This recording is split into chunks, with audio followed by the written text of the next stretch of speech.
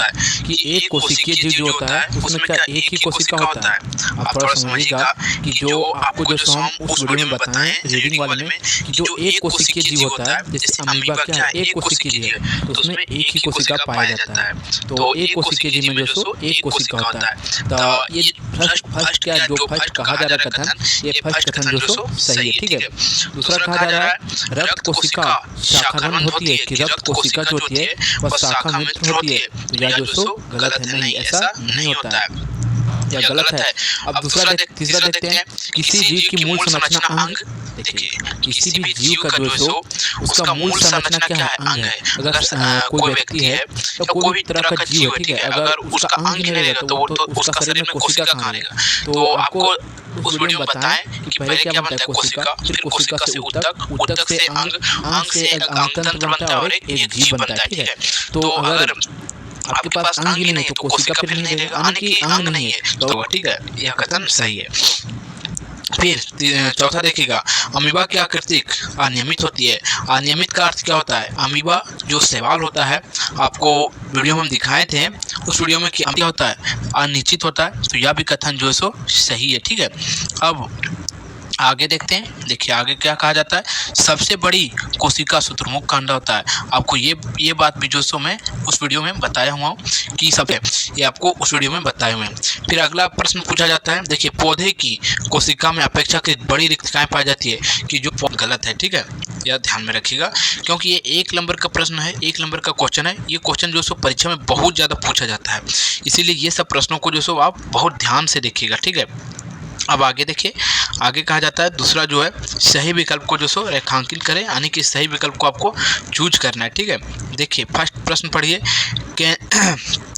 केंद्रक में कौन सा द्रव पाया जाता है। जो केंद्रक होता है उसमें कौन सा द्रव पाया जाता है, तो आपको उस वीडियो में बताएं, आपको ध्यान केंद्रक द्रव होता है, ठीक है, कि केंद्रक में जो सो केंद्रक द्रव पाया जाता है।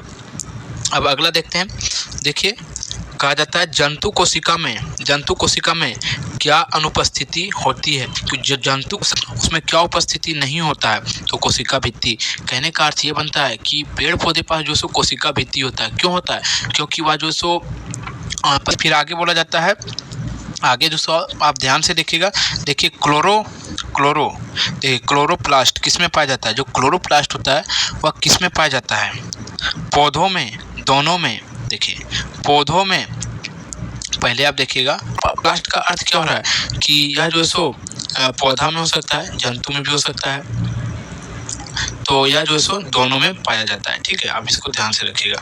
अब अगला प्रश्न देखिए, अगला प्रश्न को ध्यान से देखिएगा, अमीबा एक एकल कोशिका जीव है। इसके एक ही कोशिका में होता है। कहने का ये बात सही है कि ये सभी क्रियाएं होती है, और यह जो सो अमीबा जो सो भोजन, पाचन, ये सब सभी क्रिया जो वह करता है, और ये सभी बातें क्या है सही है कि वह जो सो एकल कोशिका होने के बावजूद भी वह जो सो अंतग्रहण, पाचन, अवशोषण, उत्सर्जन सभी प्रकार की क्रिया कर लेता है। लेकिन मनुष्य जो सो अनेक कोशिका जीव है, ठीक है, ये आपको ध्यान में रखना है। अब देखिए अब देखिए, अब यहाँ से जो सब्जेक्टिव प्रश्न है 3 नंबर क्वेश्चन से स्टार्ट हो जाता है।